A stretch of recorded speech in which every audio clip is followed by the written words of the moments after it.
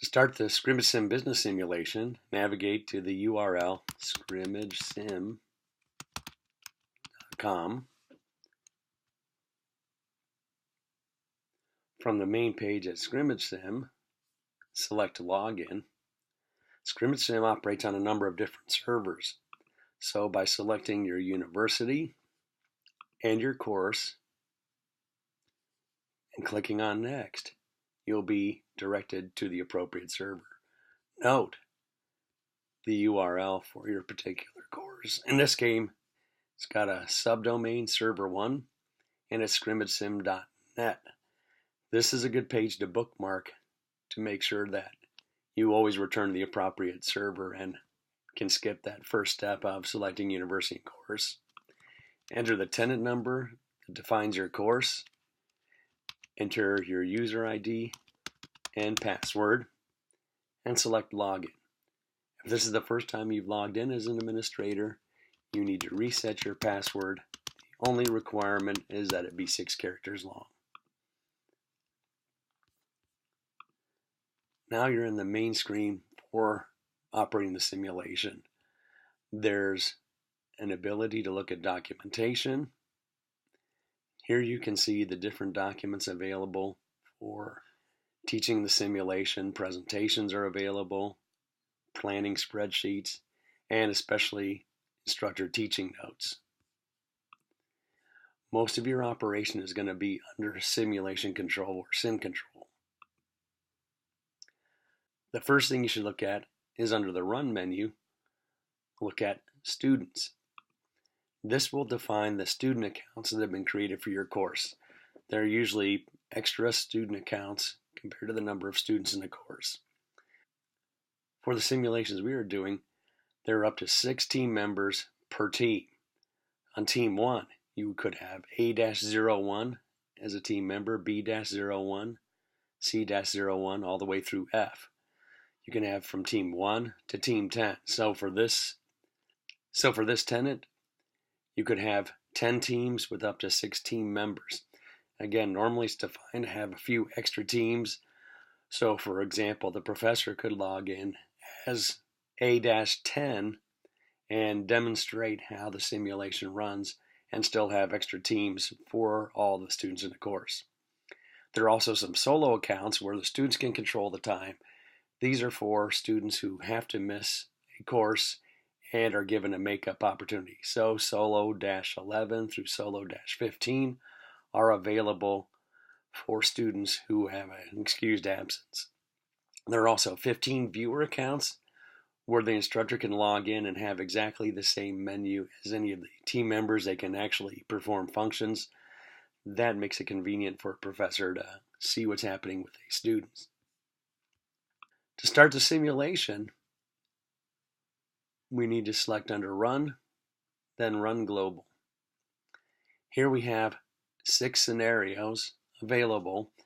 They're numbered in order of increasing difficulty and should be taught in this order. So for the first scenario, 100, that's just the basic brewery. Production orders are really the only decision, and selecting that scenario then gets us in the opportunity to select which teams are running. Notice that you can see the scenario up in the information panel in the top right. Sometimes students will make a mistake and select the wrong scenario, so if they're having trouble, if it seems like their simulation isn't advancing, one of the reasons may be that they selected the wrong scenario. So if they select scenario 200 and you're running scenario 100, time will not advance for them. You can see that we have the opportunity to advance time for 15 different teams. That would be the 10 teams that we have defined for group play, plus the 5 runs for the solo accounts. When running the simulation, you only want to have the number of teams running that are actually playing. So suppose we have 21 students in the course and there are 3 students per team. That means we would only need to run 7 teams. Therefore, we would want to select team 8 through team 15, and we can do that by holding down the Shift key and clicking on the 15. Now teams 8 to 15 are selected. Currently, the value of 1 in the Simulate column means they will be simulating. They will be running in the simulation. If we click bulk edit, the default is to turn those teams off. We could click submit. And now we have a result where we have team 1 through 7 going through the simulation. Time will advance for those teams.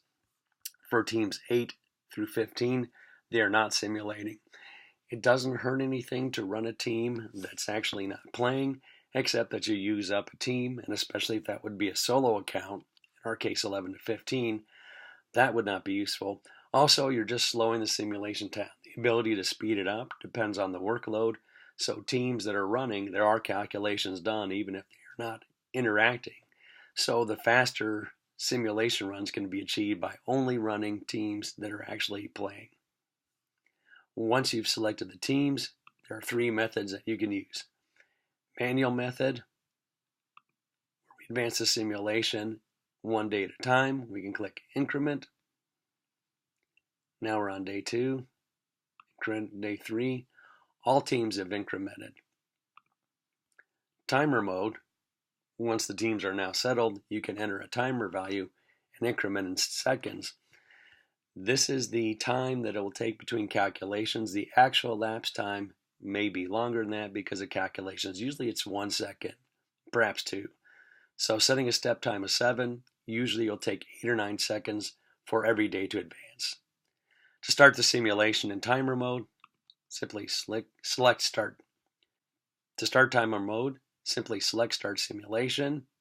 At any point which you'd like to stop timer mode, select Stop Simulation. Finally, 24/7 mode allows you to select a longer increment, multiples of minutes. 16 minutes is usually a good time increment. That will be about 3.5 hours. You can select the start date and time. I might want to start this on a Wednesday at 10 a.m. I just simply enter the appropriate time and the time interval, click Schedule Start. I can also calculate the completion time. And if I start this particular simulation, it will finish on the 28th at 11:36.